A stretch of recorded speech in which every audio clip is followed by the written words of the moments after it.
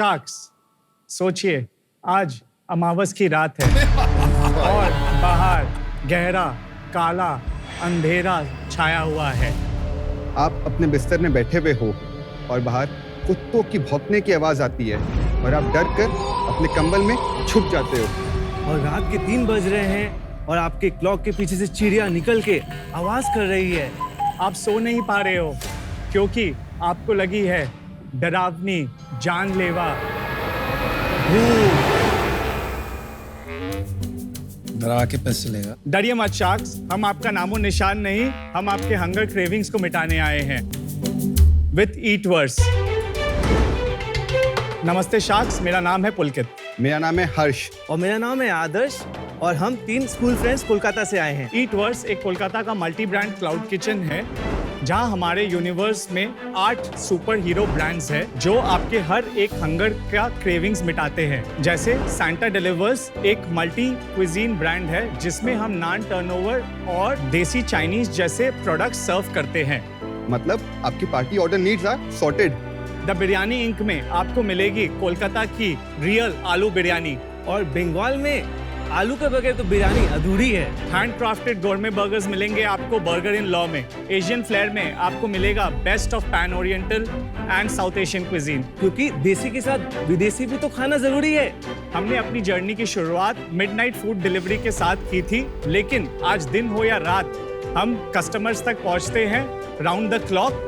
हम जब 21 साल के थे और उस समय जोमेटो और स्विगी अवेलेबल नहीं थे, हमने तब एक लोकल शॉप से टाई अप करके सिर्फ 10,000 रुपए में अपना बिजनेस चालू किया।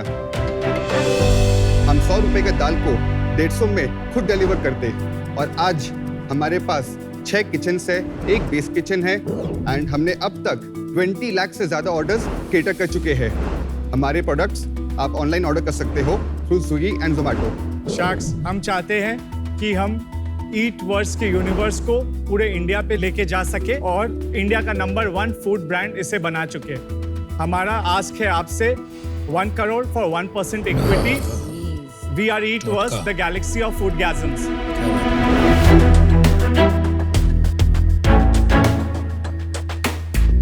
अमन, आपके लिए butter chicken naan turnover Santa deliver से है। अनुपम, आपके लिए chicken biryani the biryani inc से है। अमित, आपके लिए dal makhani naan turnover Santa deliver से। नमिता, आपके लिए cheese bomb burger burger in law से है। रितेश, आपके लिए वेज बिरयानी है। बहुत बढ़िया दाल मखनी, ये बहुत अच्छा। Thank you so much. This biryani is good. बहुत अच्छा है दोस्त, वेल डन। कैसे आप लोगों को ये आइडिया आया? आप लोग की थोड़ी बैकग्राउंड्स बताइए। तो मैंने तो अपने फैमिली बिजनेस में 1-1.5 साल ट्राई किया कुछ वर्क करने का, हाँ, तो उसमें इतना मजा नहीं आया, फिर मैंने ये किया। और जब मैं चालू किया था हम लोग ने इसको, उस समय I was studying in college. उसके बाद हमने अपना MBA किया, फिर उसके बाद वापस इसी में फुल टाइम लग गए। और आपने? तो मेरा स्कूलिंग और कॉलेज कलकत्ता से हुआ है। फिर मैंने हैदराबाद गया भैया के पास, मैं प्रिपेयर कर रहा था मास्टर्स के लिए। तो हम वहाँ देखते थे कि टेक अवेज भी होती थी, डिलीवरी भी होती थी, बट कलकत्ता में वो कल्चर भी नहीं था, आपको जाके खाना लेना पड़ता था। तो वहाँ से आइडिया भी स्ट्राइक किया। फिर सैंटा डिलीवर्स हम लोग जब किए तो हम लोग टाई अप किए। एक रेस्टोरेंट, छोटा सा स्टॉल था, उसका इंडियन एंड चाइनीज का मेन्यू था, तो हम लोग 6 महीना खाना लेके बेचे थे।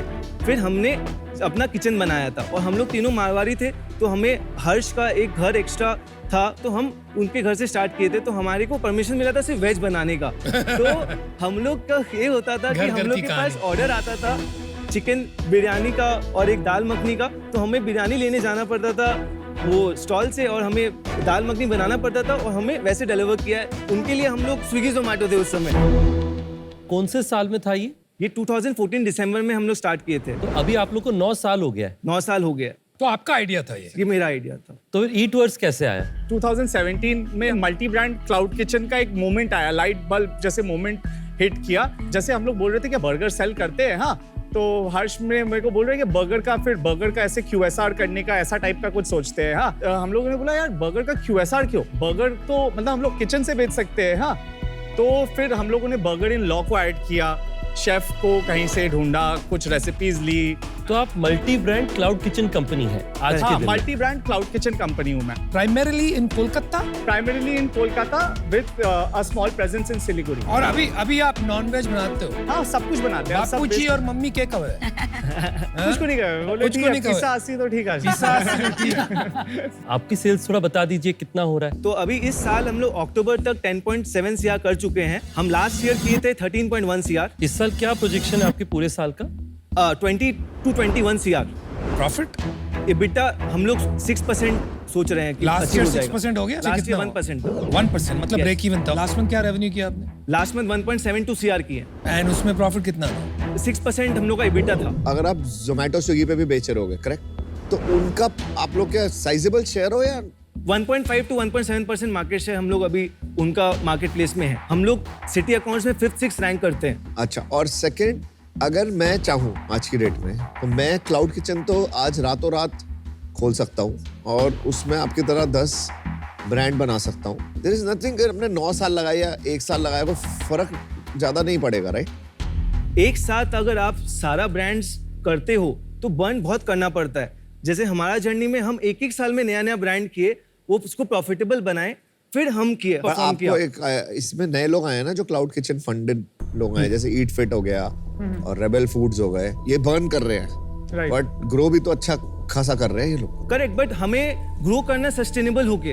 हम बूटस्ट्रैप है। रेबल का मार्केट शेयर क्या है? रेबल अराउंड 75 to 80,000 ऑर्डर्स करते हैं कलकत्ता में, और हम 50,000 ऑर्डर्स 48 तो 49 उनका 2.5% है अप्रोक्सीमेटली। करेक्ट, बट उनका लोकेशन ज्यादा है हमारे से। Got it. तो वो लोग तो एक एक ब्रांड को पकड़ के मार्केटिंग इतनी अच्छे से कर रहे हैं, उसको ब्रांड बना रहे हैं, फिर वो ओवरऑल इंडिया में सेम चीज को रेप्लिकेट कर सकते हैं, right? They have got more advantage being funded. हमें भी पता है कि कैसे किया जा सकता है। हाँ, तो हम लोग उस प्रोसेस को और अच्छे से फाइन ट्यून करना चाहते हैं। और क्या दूसरा सिटी में आज से 1 साल 2 साल बाद जब हम लोग जाए तो रेप्लिकेशन में हमें प्रॉब्लम ना हो। देखिए, मेरा ये लर्निंग है कि क्लाउड किचन ज्यादा लोकल बिजनेस है नेशनल बिजनेस होने की जगह।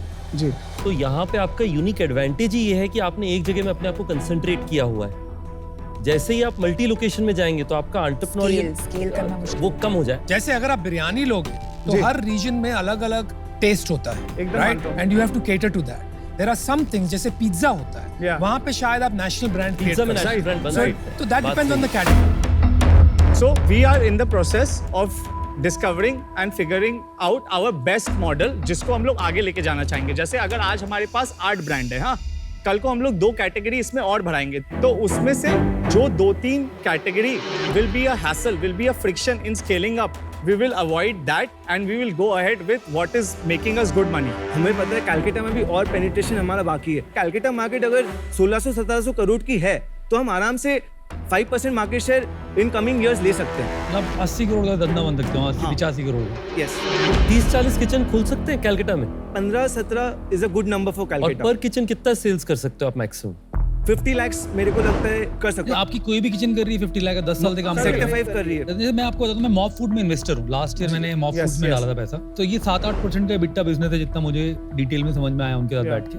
पर एक किचन की लिमिट होती है कि एक किचन कितना कमा सकते हैं। यहाँ पर आप इतने स्केल पे ऑलरेडी चले गए हो। मॉप फूड थोड़ा अर्ली आया था आपसे। अब उनका 50-60 लाख मंथली रेवेन्यू, 70 लाख के आसपास है उनका। जब वो शार्क टैंक में आए तो उनका मेरे ख्याल से 15-20 लाख था। तो अभी आप लोग का जो वो लग रहा है ना, ऑलरेडी स्केल्ड अप लग रहा है लोकल में। मैं अगर आज एज इन्वेस्टर आऊंगा तो मेरा पैसा बनेगा कैसे इस वैल्यूएशन में, मैं वो अभी तक ग्रैस्प भी नहीं कर पा रहा हूँ। कि आप सारी तो कुजीन में घुस गए, सारे ब्रांड्स बना लिए आपने, 1-2 और बचे, चलो वो भी इंट्रोड्यूस कर लोगे, but finally everything stagnate. So what's the long term plan But टू हमें लगता है कि- जस्टिफाई इन्वेस्टर्स रिटर्न? बट हमें लगता है कि जो हम लोग EBITDA भी है, हमें लगता है कि वो हम लोग डबल डिजिट करके दिखा पाएंगे। आप 10 साल से कर रहे हो काम। हाँ, आप 4-5% अब जाके निकाल रहे हो। आपका खर्चा कैसे चल रहा है? नहीं, 10 हम लोग साल से? सैलरी लेस करके मैं EBITDA बोल रहा हूँ। कितना सैलरी ले? हम लोग 1.5 लाख ईच लेते हैं। कितना? 1.5 लाख। Yes. आप एक बात समझिए, हाँ, हाँ, जो आप इंडस्ट्री की बात कर रहे हैं, फूड डिलीवरी या cloud kitchen, this is a सब इंडस्ट्री। इसके ऊपर बैठे हैं 2 जायंट, स्विगी एंड जोमैटो।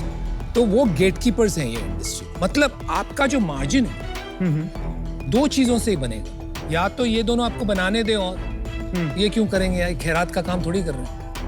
या कस्टमर छलांगे मार के आपके खाना ऑर्डर करने आ रहा है तो एक प्रीमियम प्राइस दे रहा है आपको। अनलेस ये बात का कोई प्रमाण है, आपका 5-6 टके से धंधा ज्यादा बन ही नहीं सकता। हमारा जो बेस किचन में खर्चा है अभी बहुत है, वो हमें पता है कि वो विद टाइम बढ़ेगा नहीं, जितना देखिए सेल कमीशन बढ़ेगा। जो है आपका वो तो खर्चा लगा ही रहेगा।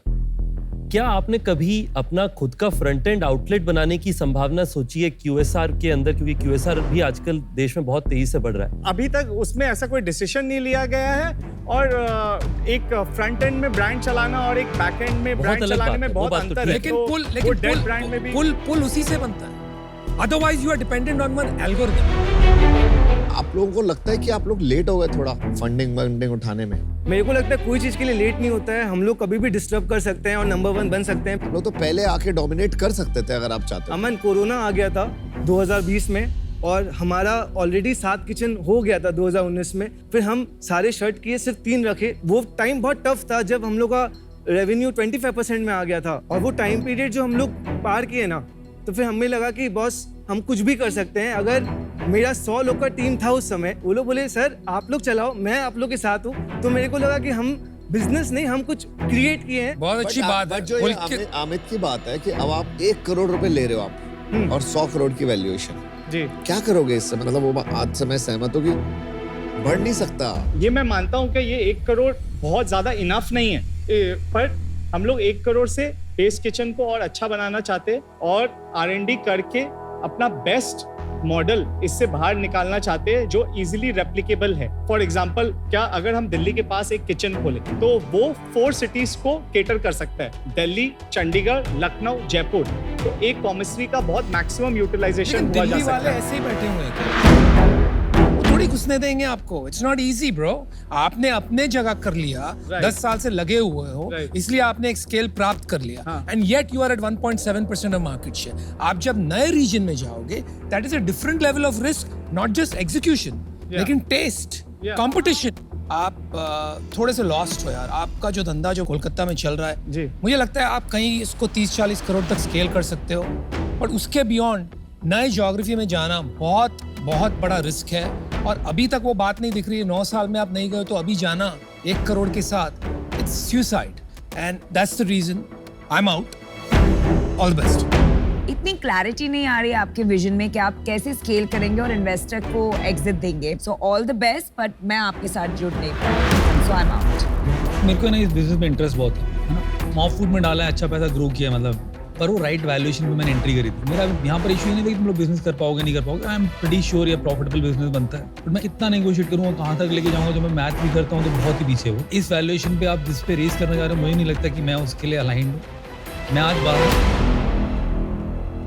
पुलकित, हर्ष, आदर्श, कई बिजनेस होते हैं जो आपको खुद चलाने चाहिए। आपने जब अभी तक फंड रेज नहीं किया ना, तो मेरे को लगता है कि थोड़ा उसका फंड रेज की तरफ 10 साल में आपको आ जाना चाहिए था पहले। सेकंड, वही 100 करोड़ वैल्यूएशन बहुत ज्यादा है। सो एक मैं आपको बस सजेशन दूंगा कि आपको अगर करना है तो थोड़ा ब्रांडिंग पे काम करो, but unfortunately I am out.